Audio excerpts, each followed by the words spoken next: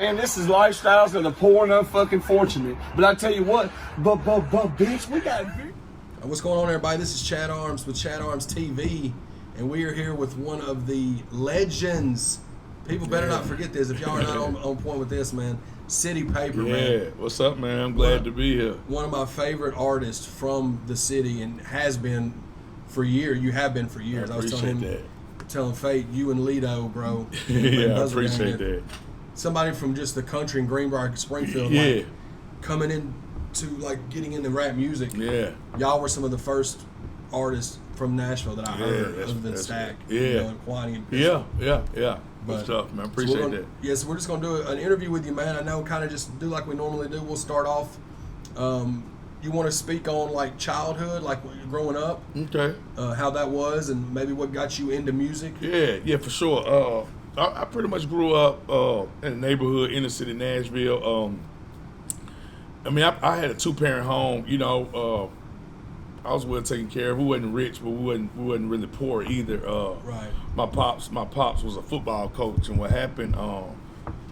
He coached Pearl Cone High School, and what happened was my mom actually went to law school. She went to law school in '90.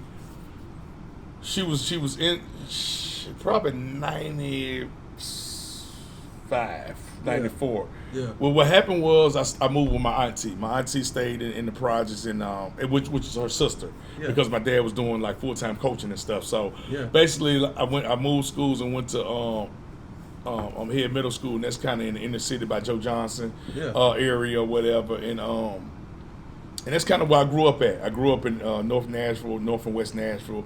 I had another auntie that stayed in Preston Taylor, which is what you spoke about. Yeah.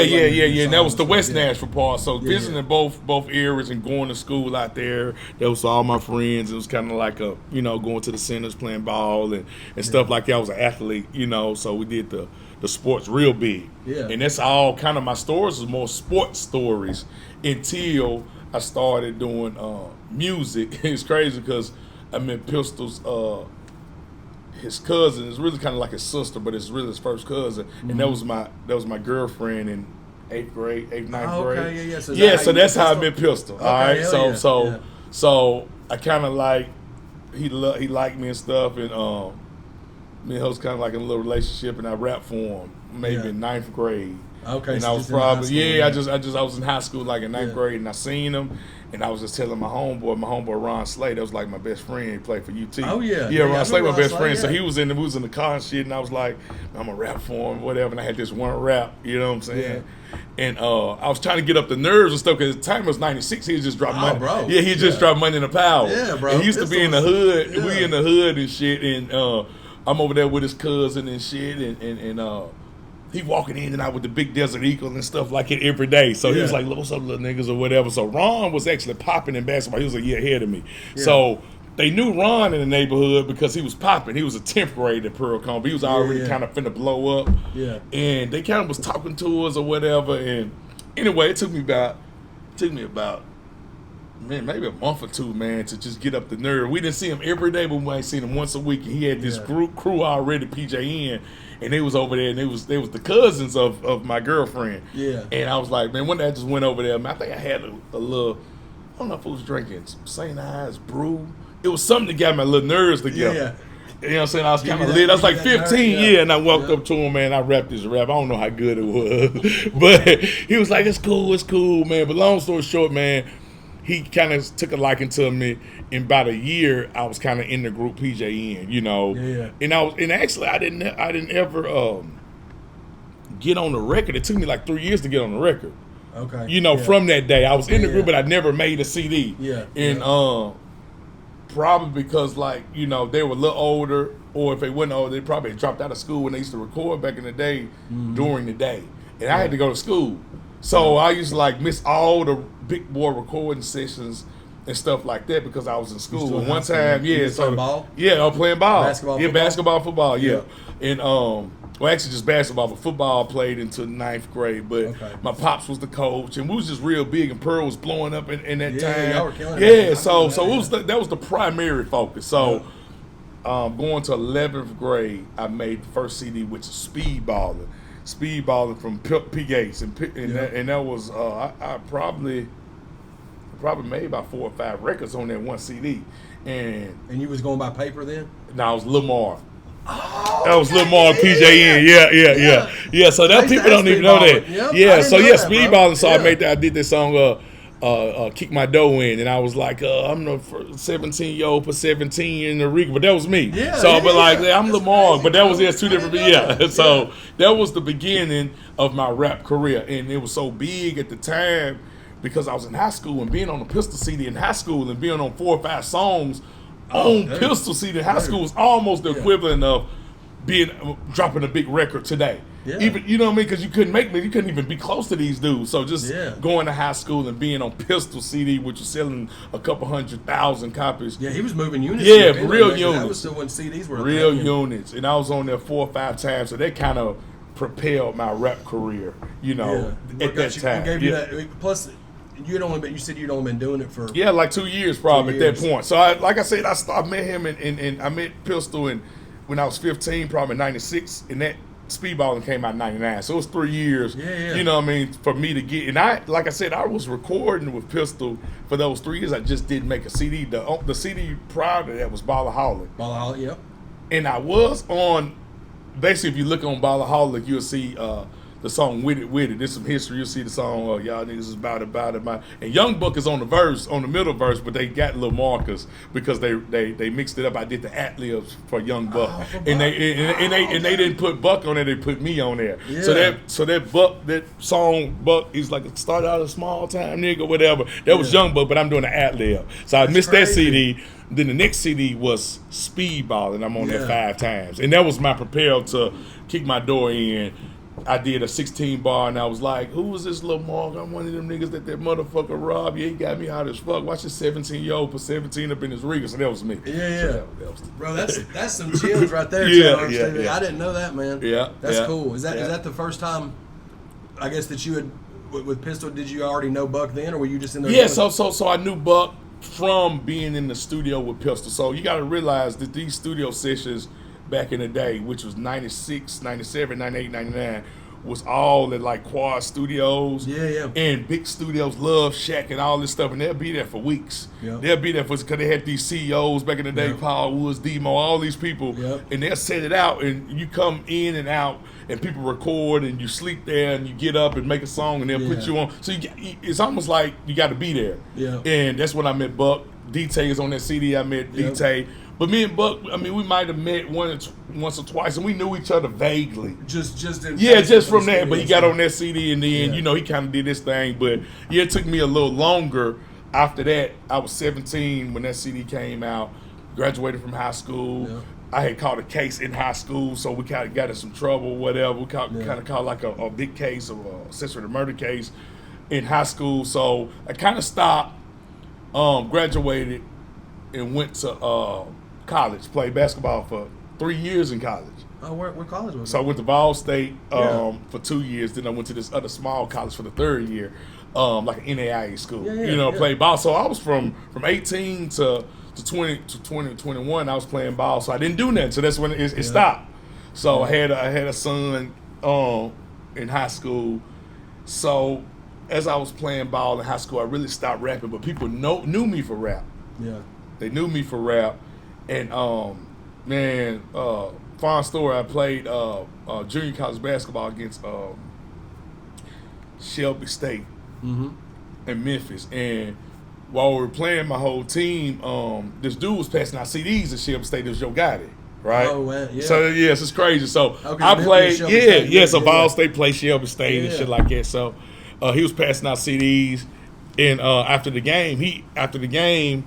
My team, I had the jersey on. My teammates was like, man, my boy right here can rap, whatever, man. So I get off the bus with my Ball State jersey on, and me and Yo got it battle right there. This 04, 03, 04. Right right around 03, 04. But I hadn't done anything since Pistol.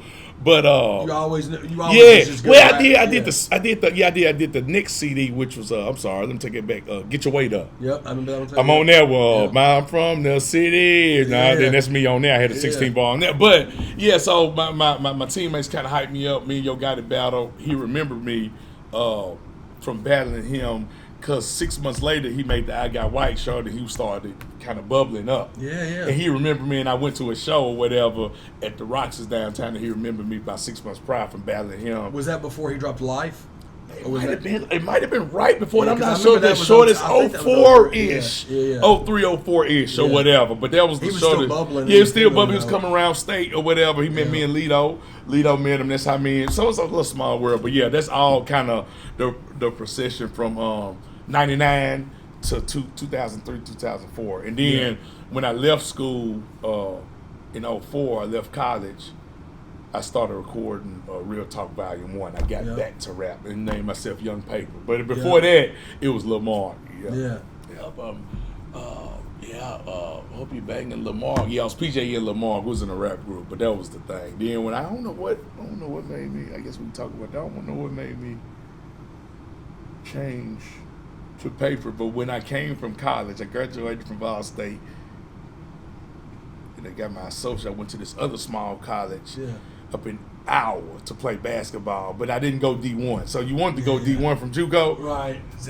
And I was like, fuck it. I had a baby. My son was already 3. You know what I mean? I came back and started rapping. We're definitely gonna talk about him. Okay, too. yeah. That's crazy. He's balling out of control. Yeah. He's killing it.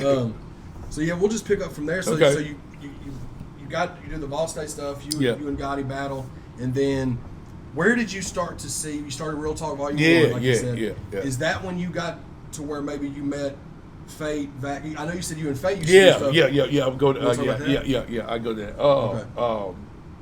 So hindsight. While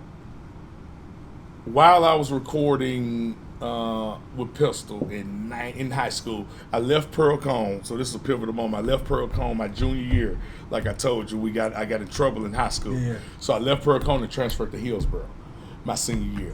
When I transferred to Hillsborough High School, I met Fate and them. Hillsborough had a unique thing. They had a studio in the school. So Fate was like a freshman. I'm a few years older than Fate. And in Broadway. Yep. Broadway was there too. Yeah. Broadway was there. And all of these was smart dudes. They knew how to work the shit. Back then it was ADATs and shit like that. Yeah. I was the rapper, but they knew to do the beats and they knew how to work the machine and shit. So man, we just clicked up. You know what I'm saying? Me, Fate, Broadway. It was a lot of dudes. Khaled. That's what you said in his interview. Khaled and them was in a group called AWP, I think. Yeah. And they kind of formed BOP or something. But all of these dudes from our South, or these were my new friends or whatever. And we clicked up good. And I got to rapping, graduated from high school. But Fate continued to record people at Hillsborough and stuff like that. So Fate a few years behind me. So the time when I'm coming out of school, 03, 04, Fate kind of just graduated, been doing it good. We kind of reunited, reconnected, started working on Real Talk Volume 1. And that's when Fate started his studio in his storage room. Fate had the studio at the storage. He had the studio at the storage, and it was popping. And it was the main thing that I recorded. Man, I had Kwani on there, I had Pistol on there, Lito on there twice, Young Real. I mean, it was a big deal. You know, Big Lou. It was a big deal because I either knew all these people or paid all, whatever it was the first CD that a young dude, 21 at the time, could get all these. And they kind of made me somebody that quick. You know what I'm saying? For like, sure, because me coming up, I started in about 03, 04. Yeah. And dude, I looked at all of y'all like celebrities. Yeah, bro, for real. Like, to me, locally, y'all were killing it. Yeah. And y'all had the best music to me. No, man, we had that nuance. It was Fate, man, with that. And everybody needed a Fate beat. He had it going. We talked about that too. He had it going, and me, Lito, Young Rail, B.O.P. Bezel Gang, Sticks Izza, Mike J. Man, it was just in Pils. There was a lot of people just going to Fate. Going back, it was another guy, Big Bush. Big Bush I recorded with. He did a lot of good stuff too. But him and Fate was my primary producers, and they killed their Real Talk Volume 1, and it sold a lot of records. I probably pressed up 5,000 to 10,000 off the top. And I sold 2,000 or 3,000, 4,000. You know, I think I got nominated for SCA Awards. I mean, I really hit it big because I probably sold all those 10,000. It was good for your first time out. No, for sure. And it was SoundScan, it was everything. So, And see, that was when Is that the one that has Primetime on it? Yeah, Primetime. Yep. And then Primetime 2 was Yep, on yeah. Primetime 2 was probably on the second one, and Primetime 1 was on that. That's the and first time I yeah, the Whip Game with me and Lito. Yeah, dude. And and then the Whip Game 2 was on the second one. But yeah, so yeah, that's that. That was crazy. I was telling Fate because I was asking him like, what's some of the first songs you would tell somebody if they wanted to look up your production? He said Standing in the Kitchen. Whip Game's one of my favorite. Yeah. But we were talking about that too. Yeah, 252 grams with me and Lito. You ain't take a quarter verse? Yeah, Smell So Sweet. Yeah. That was crazy. So we was doing some really high-end good music then. You know, we was really killing it. It was like ahead of its time. Yeah, it was ahead of its time, man. Sure. Yeah, for sure. I feel like. And then, so that's how you met Lito. And and what's crazy, bro, is I know you said you got into trouble and you had to transfer schools. You wouldn't have transferred schools, bro. No. I wouldn't. Think about what would have. I mean, you wouldn't have met. I wouldn't have met Fate. I wouldn't have known him, and I wouldn't have took music that serious. When we was in that studio at Hillsborough, it just made you just got into it because you can go. I mean, it was like open. Like I think you had to take a class or something, but you can kind of go there. It was almost like I don't even remember school. It was just a studio when people could come up there and so it was like what all that brought out of that one school. Though. Yeah, no, it was great. No, it was crazy. Vac, Cali, Me, Fate, Broadway. I mean, it was some crazy artists. Volume 1 dropped. Yeah. And then, do you remember about how long when you were like, oh man, like you saw it move in units, you were like, well, let's just. I got serious. Yeah, so I'm telling you, like I had people. My mom, I had some big hustlers back in the day help me put out that first project. But yeah, when I seen them move, and I always felt that I was pretty good at rap after those last Pistol CDs. The Speedballing was my first time out, but I got a big buzz from that. Yeah. And then the next CD was Get Your Weight Up, and I was on there a couple times, and I killed that. Then I think it was before that was Volume 6 from Pistol. I was on there 4 or 5 times. Yeah. You know what I'm saying? And Cool to Snitch CD and all that, and I kind of started feeling myself like, damn, I'm pretty good. Yeah. But it was only until Real Talk Volume 1. And I got nominated for SA Awards. I think I performed at the first or second one, and it was big. And people was like, "Man, paper, man." And I was taking it real serious. You know, I didn't really have a job and stuff, and you know, I had to start making money from it. But I took it real serious. Probably 04, 05. Yeah. And you can see that. And then Real Talk, you dropped Real Talk Volume 2. Yeah. That was probably the Jersey on that was probably that was a good project. It was probably 06. We did the same 5,000 sound scan. You know, did it at the mom and pops or whatever. And then before that, before Real Talk Volume 2, we came out with Grind Hard 1. See, that's when it really got different. Oh, Grind Hard. Yeah. So that's 05. So you got to realize, so me and Lito, so Real Talk Volume 1, 04, Lito probably put out, Hatin' Ain't Healthy. Yep. Classic. Yep. Right? That's the same year. Yep. We come together and do Grind Hard 1, Volume 1, 05. That's the one Pac-Man was on. Yeah. So Grind Hard 1 is 05. We probably do 20, 25, 30,000 units. I mean, for real. So that's me. So that's me and Lito and a couple homeboys, Sleazy, Gene. You know what I'm saying, from neighborhood and stuff like that. So we do, man. Lito was smart. He went to the small packaging. Oh yeah. Right, that was Just different. You know what I'm saying? Yeah, with the shrink wrap on there. Yep. So I mean, we moving crazy units. So after that, we was feeling ourselves. Lito was getting booked probably for $1,500 a show. I'm getting about $750 a show, and we was getting paid to rap at this point. So yeah, that was a good time. I always would pick up y'all stuff in Rivergate because that's when the mall was popular. The spot in the mall. It was like a clothing store. It was Era right there. Yeah. Bob, what's up, Bob? Bob went to the feds. You get your paper up mixtape, bro. Yeah. So you got Real Talk Volume 1. You got Grind Hard. You got to Get Your Paper Up mixtape 05. Then Volume 2 comes. Yeah. Get Your Paper Up, bro. That song. I think that's what that single to me is what. It really started because I already knew about it. I think that's what. Yeah, that was Mag was real popping. That was the reintroduction But like you said, if you didn't know me from Pistol and PJN, I was a new artist right there. Man. Because I reintroduced, you Yeah. just found out today, so I Yeah. reintroduced myself as Paper. Get your Yeah. paper up. I was doing the whole paper thing. I'm fly, whatever. You know, that was kind of my little thing. And for sure, Get Your Paper was a hit. Street Symphony blessed me with that. Street Symphony went on to be Grammy. For sure. Award-winning producer. And But you were the first artist from Nashville to get a beat. Yeah, from facts. Symphony. I don't even know who hooked me up with that. I think DJ Don Juan. That's why he's on the beginning of the that. beginning, Yeah. I think they was in the same fraternity or something like that. He hooked me up with dude, but dude was hitting. He blessed me with that. I think I delivered really well on that. And then that was my first little single. Right after that, I did What's Up Bluff. That was on the grind hard. So I kept hitting them. Man. Like with some singles and pushing those singles, you know. So, bro, my favorite song from you, and I'm trying to get somebody to track down this. The Coop project. Yeah, oh yeah. Coop, Then People Coming. That's the hardest song. That was cold. Bro, that's my.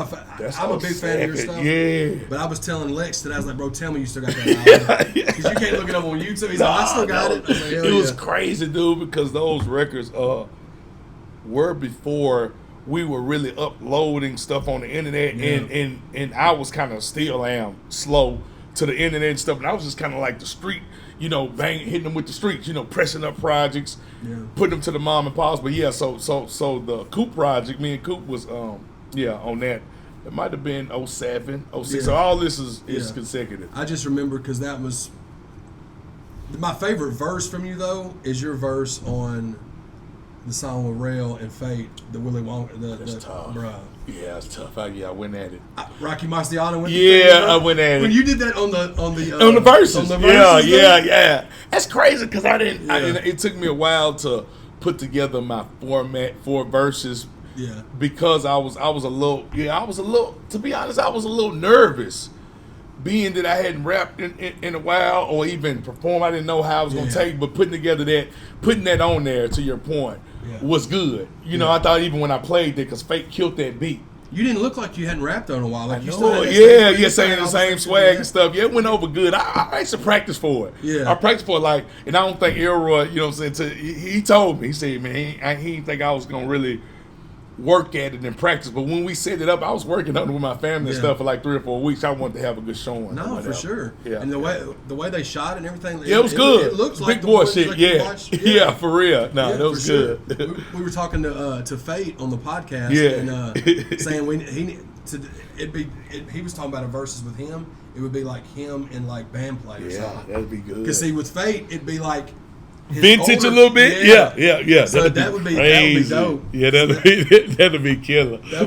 So you did the Get Your Paper Up, and I feel like that is when you it was slowly because I had the other two. But when you did that one, it felt like that one blew over. It did. It was well received. That was kind of my biggest hit until that time.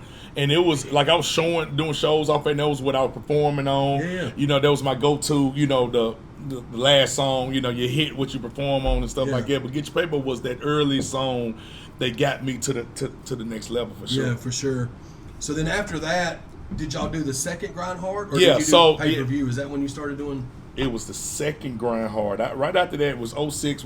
I personally did Real Talk Volume 2. Yep. Lito might have put out one more too, mixtapes, I'm not sure. And then we did the Grind Hard 2, which was The Fuck You Mean, Hell You Mean. That's 07. That's 07, yep. That's the one with U-Line? Yep, U-Line on there. We had a couple hits on there. And after that, that's when I did pay-per-view. And that was probably my biggest project, you know, today. Pay-per-view, Mr. Whip Game. Yeah. Bro. I probably did 25,000-30,000 on that. Probably like 12, 13, 14 sound scan. The other 10, so I was moving some good units regionally. You know what I mean? For sure. Yeah. And the majority of that production was Coop. Yeah, cool. They had a few. We had about 4 or 5 on there. You had that stretch where you was getting you and Coop. Yeah, being Coop. Yeah. And y'all had some, I started locking in with Coop. Fate always been my primary, my go-to. But I started locking in with Coop a lot. Yeah. After that project. Yep. Yeah, and that one.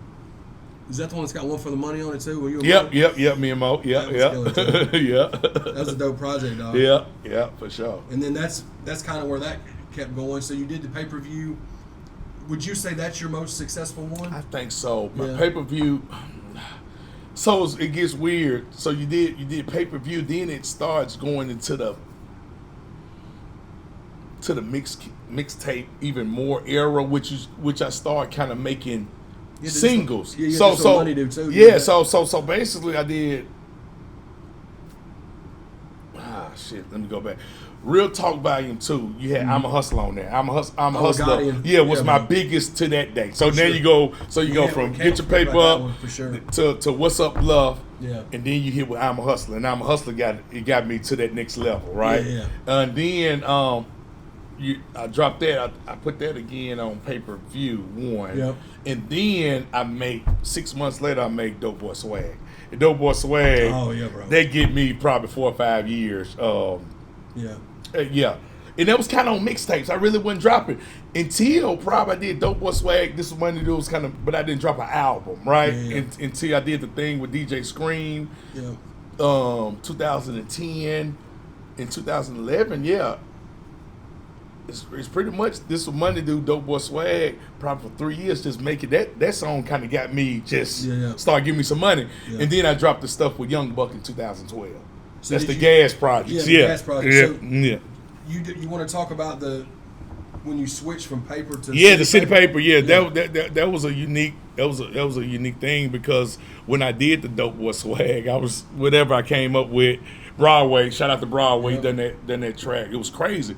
Funny story, Broadway, when he done the beat, when I came up with the hook, he was like, I fuck with Broadway. Broadway's my guy. Oh, yeah. He was like, man, what is you talking about? They say I'm on it, but I don't know why I came up with it, but I was it's so catchy, though. Yeah, it was crazy. So Broadway was looking all mad and shit. What he talking about? He had this other treatment. He had this other treatment that he wanted me to do or whatever, but... And I was like, it's going to work, man. Long story short, I did that. I started pressing up singles. The next day, I got it mixed and mastered. And it took 5 days, man. We was already bubbling around the city. And y'all had the Charles Robinson video? Yeah. Oh, it was crazy. Y'all were on the cutting edge of the visuals first back then. First one that got with Charles. Yeah. Somebody, Bezel, y'all, man. They crazy, too, man. That's what I figured. Yeah. When you switched to the city paper. Yeah, it was that moment when I got with Charles. I was like, shit, I'm gonna just start calling myself the City Paper, with the THA spelled like the newspaper, and we made the news, blah blah blah, front page news. We did all this stuff. Came up with this little unique treatment to make it a broad thing, and it propelled me to the City Paper. And that was probably I milked that thing like. Well, bro, I mean, it was a smash. Yeah, it was. Man, they still play that record. Sure. We did that. It came out to that for my wedding the other day, and it was still crazy. You know what I'm saying? So people love that song. It was a good song, great song. Did crazy numbers, couple 100,000 views on YouTube, and then I went to after that I guess I got with Young Buck called me. That's what happened. Young Buck called me, got on the remix. The remix, I was watching that video this morning. And that made it bigger because he was popping at that time, and he got on the remix. I tweaked the beat a little bit too, didn't you? Yeah, it kind of. He said, "Paper, I'm ready" or something, but I just made it cut in a little quicker or whatever. But kind of switched up, but that thing went even bigger or whatever. That went even bigger, and then me and him got the rocket. So that's. You know what I'm saying? That goes into the time when me and him got the rocket. We did that. I got on his Live Low, You Die Rich, did the Loco song. I did that. And then me and him started getting a little chemistry, and we done those 2 projects. The Gangsta Street. Yeah. That did real good, man. They took it off YouTube, I guess. 50 Cent, whatever that soon, whatever they got. What happened they took all that stuff off YouTube. Took all the Charlie P stuff off YouTube that he did with Young Buck. So I had a couple million views on that, and I was getting some good perks from that, but he took all of that off. That was kind of my biggest charting songs, you know what I'm saying, views wise, you know what I'm saying, that I done. That Volume 1, Volume 2 had some hits on it. Yeah, but Volume 1 was 1, crazy. Yeah, that one had Big 12 on it? Yeah, it was sick. Yeah. That was sick. Y'all both did your thing on that. And I kind of knew at that point. I mean, I always knew that I was one of those guys, to be honest. Like, I ain't, but when I did that shit with Buck. Yeah. That you could get on the seriously though. Yeah. I never, you know what I'm saying, because I was a little nervous when I first started rapping with him, because Buck was like a intimidating dude in the studio. Like hey man, I hope y'all this and I hope y'all that. He'll kind of scare you out. Yeah. And man, once I did that Loco, I knew I could hang with him. But once doing and keeping up with him though. Yeah. Keeping up with him, is very, very hard. Like, because he comes, like he works fast. I know, dude. It's like, man, and I was like, shit, man. I go in the car, and once I got to writing and shit, and he taught me a lot of how to approach the track and how to sound. You know, he taught me about my voice and how to make it sound and tweak. You know, so he taught me a whole lot. Because out the gas, you could tell I was really. I was here out the gas. You know what I'm saying? Going 20 like songs more, with. I don't say aggressive, but you had more of a. Yeah. Did pay-per-view 2 drop after that? So pay-per-view 2, it dropped after that. You could tell. Your intro on pay-per-view. Yeah, I was ready. Yeah. One of my favorite songs too. Man, it's crazy. I'm glad you said that because after Gas and Buck went to the Feds 2013, 14, and I dropped pay-per-view 2 and 14, I really felt like I was the best. Yeah. I really felt like rapping with Buck those 40 songs, because it's 40 songs. I tell people if you rap with Buck and nobody's saying, who is this dude on there? That's what they usually say. Yeah. You got to realize, anybody rap with Buck over 3 songs, people fast forward and saying, why you got this dude on? Because he's so good. Not to lessen who's on there, but he's so good that people want to hear, like, you know, if that makes sense. If they're even saying, this what I was worried about. If they're even not saying, who is that dude? And saying, shit, woo, woo. And it was every song. It was, oh Lord, it was Better Not Be That Bullshit. And it was like, woo, woo. That dude, and I knew then they gave me a lot of confidence that, man, I can really rap. You know, even rapping with Gotti, rapping with Lito was one of those too that make you say, you know, me and Lito on the whip game on the 252 grams on the prime time on that stuff. Yeah. Because but I was a little older, and to be honest, when we first came in the game, me and him was equals. Yeah. If that makes sense. It was almost my little brother. Yeah. And he looked at me like, you one of them. So I never was that intimidated. We was friends, and we were, you know, he went on to be just crazy. He like the GOAT. That's my guy. He was in my wedding. That's my guy. But at the beginning, he was almost looking at me because I had been on Pistol CDs, if that makes sense. Yeah. So he was looking at me like, you've been on the big projects, right? So when we started hooking up in Fake Studio, I was the big dog. So I wasn't really that intimidated. He was looking up to you because of what you've done already from Pistol and all of that stuff. So he just had crazy talent. Like, dude was just so good, so young. You know, and I always told people, dude was just, I tell him, like, that's like one of my best friends. Like, you're a sicko. You know what I'm saying? You're a sicko. But when it came to Young Buck, that was one of those guys that I was a little intimidated by. And I, you know, doing that Gas, I was like, shit, I'm good. And that's when I went to pay-per-view 2, when I was already going through shit like in my mind, and pay-per-view 2 wanting to kind of leave rap, because you got to realize I had been in it since 99. So I was already phasing out pay-per-view 2, but there was still my prime. Gas, pay-per-view 2, Doughboy Swag, late 2000s. All the way to 14. You know, even though I was good early, I found myself, you know, 2009, well, you 10. Get better. You just get better. Yeah. And like, another one of my favorite verses for you, I'd probably say it's probably in my top 5 of yours, is the verse you did on, I think it's called Hard on Gangsta and Street. Yeah. Bro, that one. That beat, I think I don't know who did that. The majority of those beats was by Gotham, wasn't it? Gotham, and man, that song, we did a little video there. That's on the end of the Better Not Be No Bullshit, but yeah, that was crazy. That's the one. Yeah, right hand up, swear to God. Yeah, I'm hard. Yeah, that was crazy. Yeah. And actually, that song, Buck had went to the Feds, and there was a lot of solo songs that I was doing, and giving him a verse here or cutting it or whatever, but I knew I could hold my own. And he gave me the confidence that, like, you got to realize Young Buck has never did 2 projects with anybody. No, man. So you got to look at how he looked at me, being honest. I'm not even trying to toot my own horn. Yeah. He don't do 3 songs with people. Maybe because, you know, not talking about him, I ain't got no problem with him, but maybe he think he's that good. Whatever it is, you know, a lot of big artists, unless you're signed to them, you're really not doing no 2 full projects. With anybody. Yeah. Either maybe you're scared of them, maybe you don't think they're that good, but whatever it is, you don't do that. So I looked at it like, no, I'm for real, and I start walking and talk like I'm for real, and everybody know it. So that's kind of my height, you know, what I base it on. Like, damn, you know, I did these songs and these great records with these greats, you know, Pistol earlier, Lito throughout my career, Yo Gotti had a big single with, and then all of these people, all of these dudes look at me if I walk in this room like, you one of them. Because you are one of them. Yeah, so I always had yeah, that confidence. sure. I wasn't. Yeah, I could have probably went further or whatever. But I was always content.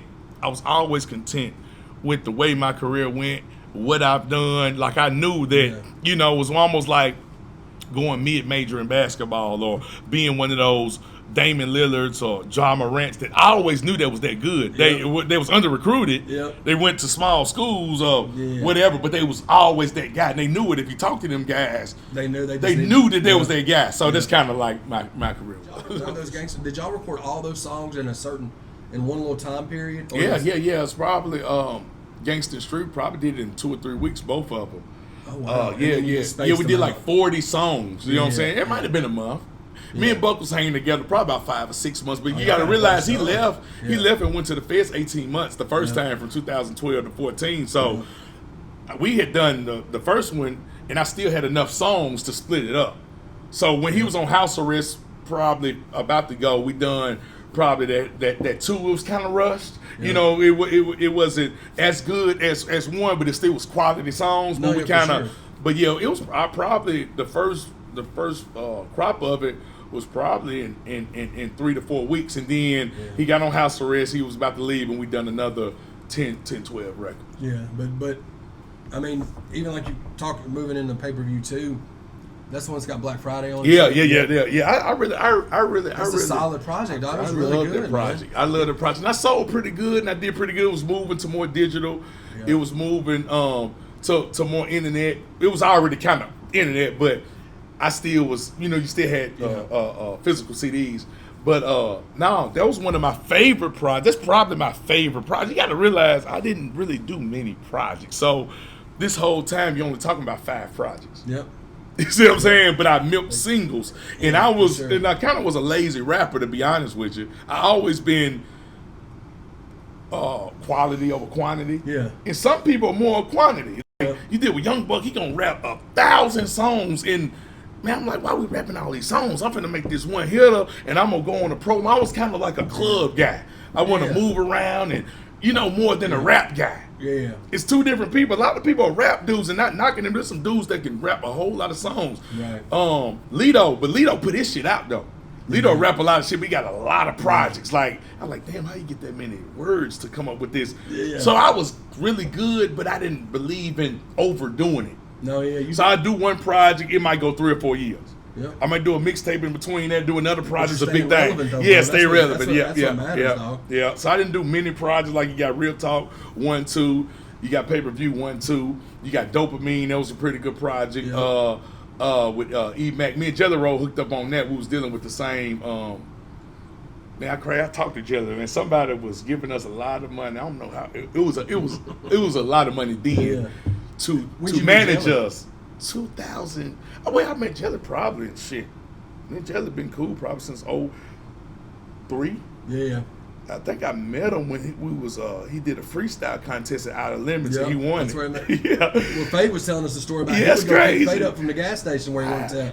And I hooked up with Jelly when he got out of jail one time and pulled up on. Jelly got a lot of respect. Me and Jelly real good friends. He's always said he's a real good guy. I'm so proud, man. Like he'll let me and my wife was pregnant at the time. We went to a show backstage and stuff, and he'll make sure he answers stuff. I don't get on his nerves too much because he's just a great big artist now. But he keep it real. Like he a good dude, and I'm proud for him. But guy, we did a couple songs. None of them. We got a couple songs out somewhere. None of them really went. I think he was on his Mid-Grade Miracle. Yeah. For sure. We did party like a frat party. Frat party song. We did a couple songs. We had the same managers at the time. E-Mac. Yeah, E-Mac. Yeah. E-Mac hooked us up with some people that gave us some money, like $50,000. To do a project, took up some young white kids. They came into a lot of money, and their favorite artist was me and Jelly. And they gave us like 2010. They gave us some money. They gave us a condo and shit like it. It didn't last long when they was paying us. They gave us $50,000. Jelly Roll might have got more. What? He might have got more. He probably got 100, but they gave me like 50. Yeah, it was cool though. And me and Jelly Roll was like under the same little management and shit like that. What project was that called? So I did Dopamine at the time. I was working on that was 2010. They hooked me up. So E-Mac had me and Jelly. Yeah. And he was getting us some money. E-Mac did get us some money, but he hooked me up with Thelonious Records, and they gave me some more money. Oh, and gotcha. Jelly Roll went with some people, but Gotcha, and they yeah. both, it was under the same parent company or whatever. It didn't last long, yeah. probably last like 6 months, but it was a good little time. Me and Jelly was like kicking it then. Oh, that's whatever. dope. Yeah, Yeah, that's dope. yeah. Because that was probably around. You said that was around 10 and 11. Yeah, 10 and 11. That was yeah, probably when yeah. he got ready to do that stuff with Hypnotized Minds. With Yeah. when he I got think, and into I the think Little after Light. that, since then, Jelly kind of, man, he got different, man. But that was our last little space, and since then, Yeah. he did that, did this, and did that, and then it changed up. it changed up, for yeah, sure. yeah. That's dope, man. And then, then after that, I remember too. You did one. The only place I could find it was Spin Reel. You did Pay Per View 3. Yeah, Pay Per View 3. Then that was a good project. Yeah, That was a good project. Genius wrote it. Yeah, Genius wrote me and Lito. That was crazy. And Petty. That's the first time I ever heard of Petty. Yeah, And then you talking about somebody that writes 100 songs, bro. He's dropping every Friday, bro. Jelly Roll And just killing said, it. I think Jelly Roll said it on the podcast with us, put a light up on his ass, but he told me he need to drop more music Him and and shit B. like that. Howard, Yeah, yeah. they good. They good. Yeah, They can for rap. sure. They can rap. But yeah, that's the first time I met Petty. Yeah. Lito said, man, I'm gonna do it, but I got this guy. I think Lito was kind of messing with him, but he sent the verse to him, and he did it in his own studio and sent it back. I was like, God damn. Yeah, he snapped. Bro. Shit, man, that was a good record though. Yeah, it was. That was a good record. Then Lito threw me a bone because he put it on Ultimate Warrior. He put it on one of his CDs, Mental Warfare. One of them he put it on one of his therapies or some shit. Yeah. He put Theories. He put it on his Theory CD. with And Tupac on the cover. and it got me a lot of views and shit. So I had some good stuff, but that was my last one. Yep. That was 2016, I think. So the one that I'm listening to, there's another one that I see on there. Okay. It's called Book of Terrain. That's me and You Ego. you and Ego. I okay. just kind of was introducing. I was kind of going towards management. Management, yeah. And I was kind of trying to throw him a bone, Yeah. to do something with him. But that's kind of what that was. And I had already probably went to management, and I was trying to be kind of ego management, whatever. But I just didn't have no more energy for it. You were just After moving that, on. after really Pay Per View 3, I was kind of calling myself retired, and that was probably 16. So it's crazy. It's been probably 5 years since I've done anything until the verses. Yeah. And that was my first song I done. That At the single's verses. dope, bro. Yeah, that was good. The Where Your Muscle At? Yeah, that was good. I thought it was good. Band played through me a slap. And you were.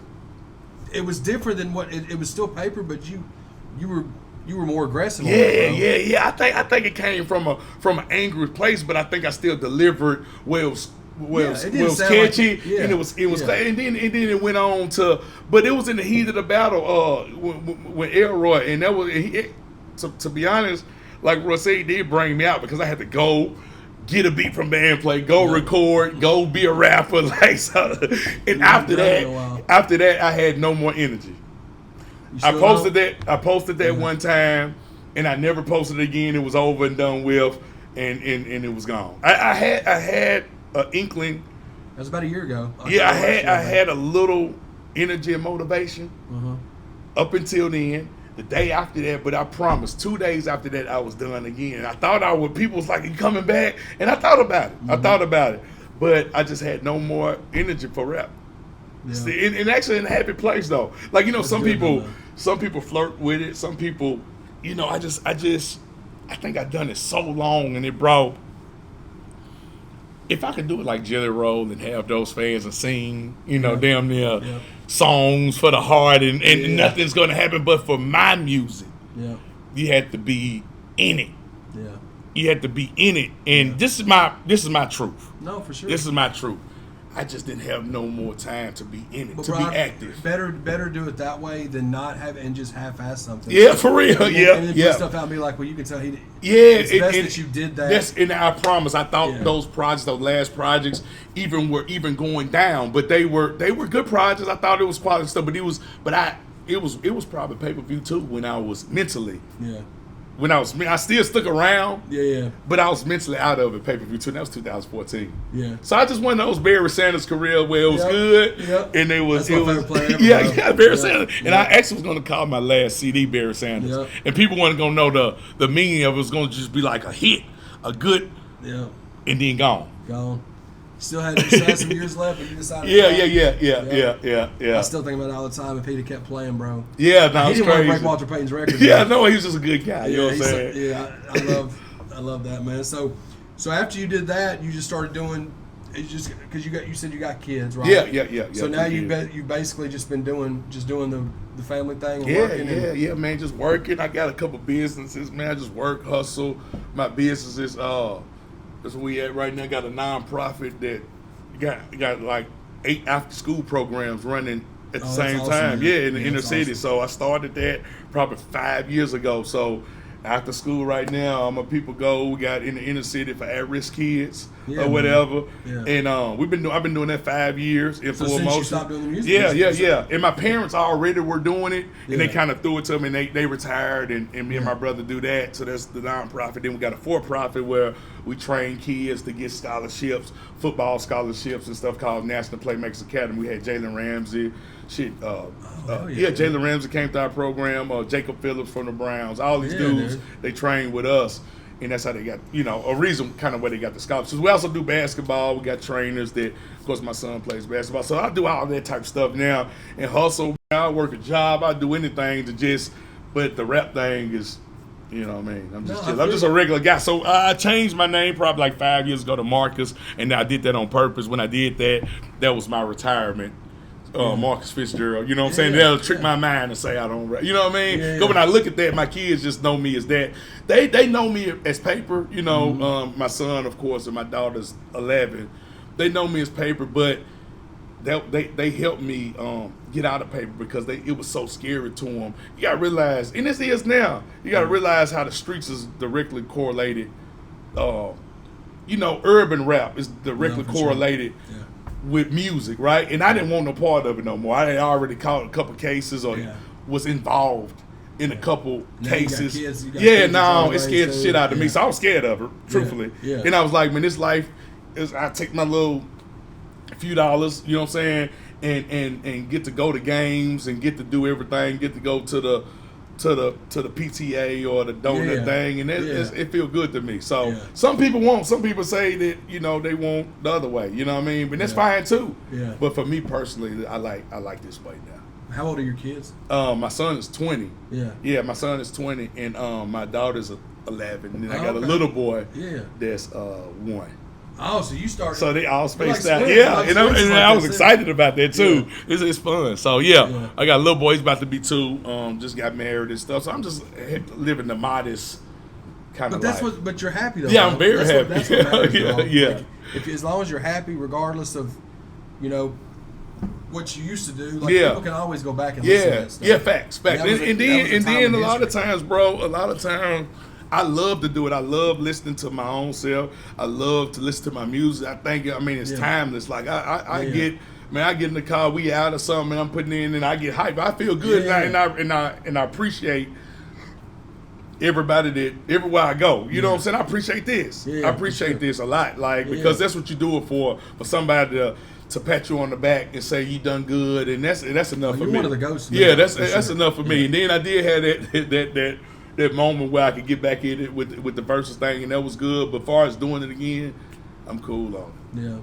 You see, you don't think Cali gonna bring you out of retirement? Man, he said that though. And Cali, and now I do want to do kind of like the Jay-Z thing. Yeah. Come out for my friends here and there. Sure, I think I got enough, but Cali doing his thing. Yeah, he's killing it. And that's one of my good friends. I just love dude. He's such a good spirit. Man, dude, I love Cali. Like Vac, Fate, all my friends, Lito, man, I'm proud of Trapper Mandel. Oh yeah. My partner D-Strap. It's a lot of friends, band play that I got that I can say, damn, these dudes came up under me or with me, and I can still root them on, and you know what I'm saying. That's where I get my happiness from. I'm gonna go ahead and say this now.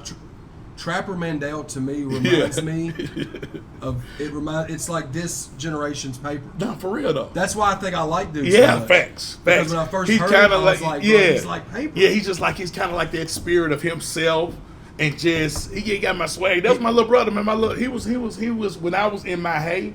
He was my backseat rider. One of my looking at it. He went to jail. I didn't know he rapped. He said the same thing, that he was kind of scared to rap when I was in my day. But he was just one of my little homies from the hood. Yeah. He was hanging with me. Just so he's from here too. Yeah, he from out west. Yeah, and he didn't rap until he got out. And when he got out, I think probably 14, 15. Yep. I was almost out of it, and then I got out of it. He's like rapping. I'm like, damn, where'd that come from? Yeah. He's like, I just didn't want to, you know what I'm saying? But that's my partner from the I hood. love to sit down with him. He's a good dude. Yeah, man. yeah, I fuck with Trap. He's super, super cool. Yep. So let's talk about your son, man. Okay, Let's talk about it. Dude is a legit baller, bro. Yeah, man. I love watching your IG posts. Yeah, I'm so proud. I'm so proud. Of course, I'm just. I've been posting Marcus probably 6 hours. All my videos. Yeah. He was on there. V12. He on there playing. Even the Doughboy swag song. He on there shooting. He a little baby, like 8 years old. Yeah. But I always was putting him on because I had to go from those videos to train him, to coach him. So I was always two different people. Yeah. You know, and that probably paper, started. he was Marcus. It probably started from my parents. You know what I'm saying? Like, my dad was always a coach. You know what I'm saying? Coach Fisher. Everybody, he's probably as popular as me. I always heard that about you. Yeah. Your dad He's probably as popular as me. You know, he coached all the Big John Henderson, all those UT guys at Pearl. So we always kind of had that fame to us. But, you know, I got into the streets. I got into the rap thing. But I never left the fatherhood thing, right? And that's why I was always conflicted with, you gonna crash out and do this, but I never missed a game. I never missed a haircut like in 20 years. You know what I'm saying? We still got a haircut together. So I take pride in that. I take pride in that. So a lot of people didn't know. Now they know because people having kids and stuff. Lito had a CD called Paternity Leave, right? Which tells you mentally what a real father. Like, I ain't knocking nobody else, but I know I was in the streets. I was active, and I never missed a game. I never missed a haircut. Right? Yeah. So ultimately, it made me leave because I got older where he started having eyes. And when I knew when he started having eyes, what I mean by eyes is eyes to see. Eyes to, damn, daddy, you at this game, you coming through with 12 street dudes, or y'all beefing, us a shootout out here. You know, you can hear that. And once that happened, or he starts to think maybe that's kind of what I want to try to do. It could be that pivotal moment. Once that happened, and he started, I think it was around 8th grade. And in the 8th grade, he was probably one of the most decorated players in America. You know, I mean, he was crazy, and that's when I started really putting. He was blowing up, and I just it was contrasting thoughts, man, because I was like, damn, I'm at this game, and he kind of looking like, damn, what you doing? I didn't think I was doing nothing too bad, but I could tell that it was bothering him. You know, the person who I was, he was scared of me, truthfully. Like, man, y'all gonna come to this game? So he was going to private schools. He went to Franklin Road Academy, Brentwood Academy, and all that stuff. So you going to all these schools, man, you coming through. You going to Brentwood Academy, you got 10 street dudes and stuff. So, man, that kind of helped me, push me along the way to just doing something else. But yeah, for sure, he was the starting point guard last year at Tennessee State. Averaged 13 points a game his freshman year in the OVC, which was crazy for a little baby freshman. Had a couple 30-point games last year as a baby, you know. So that's kind of as a freshman. So that was last year. So of course this year he was friends with Hersey. So he got Hersey to come down here, and then of course Master P and Romeo moved down here. So him and Hersey was friends from playing AAU back in the day. So that's he came here, signed with them. So that's his backcourt mate, Master P. Of course I talked to him a lot. So they moved to Nashville and stuff like that from that whole move. Lex is the biggest master. We're trying so hard to get that to where Lex can, because he's been we might can do something with that, because I got to line them. Like I said, we basketball dads together. Yeah, for sure. Because Lex is that's his. Like, oh, for real. That's his Jay-Z, bro. So I'm into crazy. That. He got a shot at going to the NBA. He got a shot, or he can go overseas or make him some money doing what he loved to do. You know what I'm saying? And I'm proud of that, to say, you know, I raised a son that hadn't gotten in any trouble, that plays ball, that don't smoke, don't drink, don't do stuff, 20 years old, just a yes sir, no sir. Yeah, that's my biggest accomplishment for sure, to bro. Anything. You know what I mean? My daughter is saying, man, I'm just super proud of that.